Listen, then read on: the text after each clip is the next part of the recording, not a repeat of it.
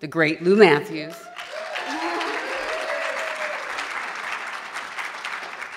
Doña Anita. The old borracho is playing his guitar again. I can hear him through our hedge. I am sitting on my porch swing, as I'm sure he's sitting on his in these twin houses. That old borracho, Emiliano Gomez, has lived next door to me for more than 40 years. And he's been playing his guitar all those years. But it doesn't sound the way it used to. The hedge is Eugenia and has a new bug that shrinks the leaves and fills them with blisters. And now that it's so thin, you can hear better. But he also plays differently because he lost those 3 fingers on his right hand. He always said he was lucky not to lose his chord hand. He strums with the stubs and even picks a little with his thumb and little finger. 40 years ago, when we were all newly married and there was no hedge, he and my Lorenzo would stand in the yard and serenade me and Josie. My Lorenzo couldn't play anything, but he had a deep voice and he sang like an angel, going to heaven. Whenever he sang Volver, he could make both me and Josefina cry. We were so happy then, and I'm not making this up. I know you can lie to yourself, because of course you were happy. You were young. But we really were. There was plenty of work, and a man could earn enough so that his wife could stay home and raise the kids. I was always sorry that Lorenzo and Emiliano didn't work together. They were good friends, but Lorenzo was a paving contractor, and Emiliano had a more artistic nature. He could carve beautiful things, statues and chairs, and even musical instruments, until he went to work at the studios. That ruined him, I think. All that money, and they broke everything he made. After his son died, everything changed.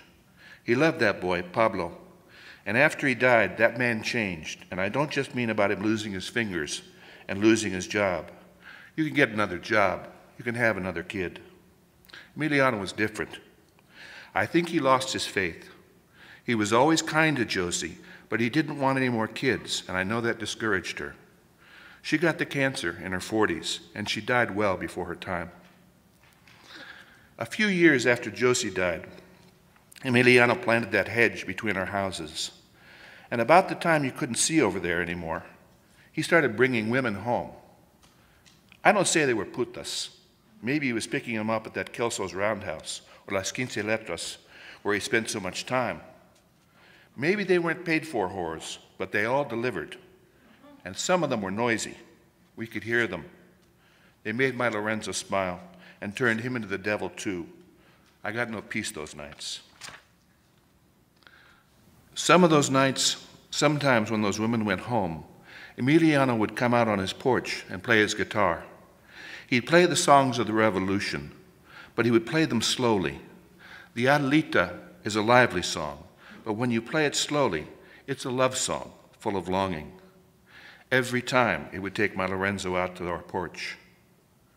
Play it again, Lorenzo would say, through the hedge, and he would. He'd play it 3 or 4 times, and sometimes La Cucaracha, which is a thoughtful and funny song, played slow. And when Emiliano was ready to go to bed, he would play Lorenzo's favorite. Lorenzo was a tough man, the rock we all washed up against. But when Emiliano played Cuatro Caminos, that would always make my husband cry. He played it at Lorenzo's funeral, and I couldn't stop crying. Tonight, the old borracho has been playing a lot of Pedro Infante. He's drinking, you can tell. You can hear the ice in his glass. I don't know what he drinks now. He and Lorenzo stayed to tequila in the old days, muy tradicional, with the lime and salt. No ice for them in those days. But I think they drank less. I never had a taste for it. Sometimes a beer, but I never really liked it. I do have what my abuela and my mama had, good hot tea, yerba buena, and the other herb that helps with the arthritis. They tell me if you smoke it, life seems comical, but in tea, it only makes you calm. Now he's playing a paso doble, and that takes me back to when we all still dance, and it's lively. And when he stops in the middle, he catches me, my toes tapping on the porch boards. He's quiet, and then I hear him refill his glass. And then he says through the hedge, "What would you like to hear, Doña Anita?" and I say, the Adelita, and he plays, and I push back on the swing and lift my feet.